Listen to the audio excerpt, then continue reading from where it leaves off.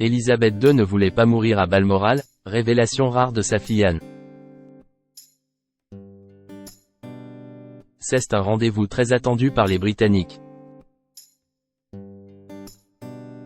Le 26 décembre prochain, quelques heures après son traditionnel discours de Noël, le roi Charles III apparaîtra dans un documentaire diffusé sur la BBC et qui retrace son année 2023, sa première année complète en tant que roi.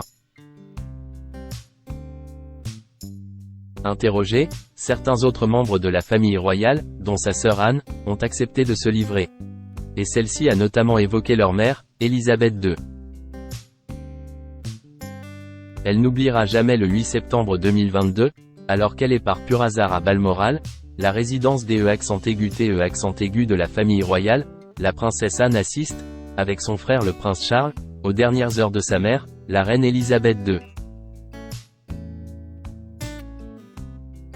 Dévastée par le chagrin mais toujours très digne, elle se lance alors dans les nombreuses cérémonies d'obsèques et accompagne le cercueil jusqu'à Londres, où elle rejoint toute la famille pour les funérailles officielles, 11 jours plus tard. Si elle est plutôt discrète sur cette perte difficile, la sœur cadette de Charles III s'est confiée dans le documentaire que la BBC va diffuser le 26 décembre prochain pour retracer l'année qui vient de s'écouler dans la monarchie britannique. Et elle a expliqué que cette lourde organisation avait été réfléchie par sa mère, qui sentait que la fin approchait.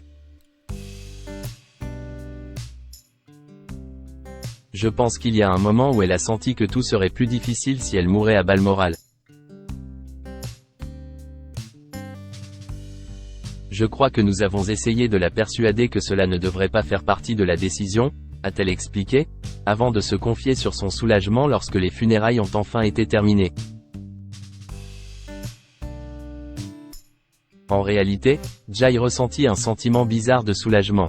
Ça y est, c'est fini. La responsabilité n'est plus sur nous, c'est-elle souvenu. Camilla, un soutien.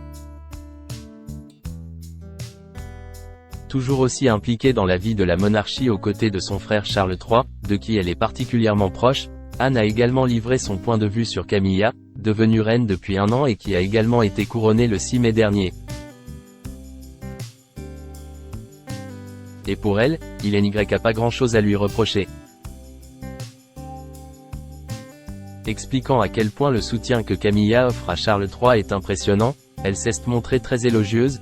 Je la connais depuis très longtemps, en privé et en public. Sa compréhension du rôle et la différence que cela fait pour le roi est absolument incroyable. Ce rôle n'est pas quelque chose qui lui est naturel mais elle le fait vraiment bien. Elle amène ce changement de ton qui est très important. Il faut dire qu'effectivement, la septuagénaire a rencontré sa belle-sœur il y a très longtemps, puisqu'elle a autrefois été la petite amie des Andrew Parker Bowles, le premier mari de Camilla. Fière de son frère aîné, malgré le fait que cette année ait été difficile pour lui, la princesse Anne sera toujours à ses côtés dans les prochains mois. Et leur complicité ne va que grandir.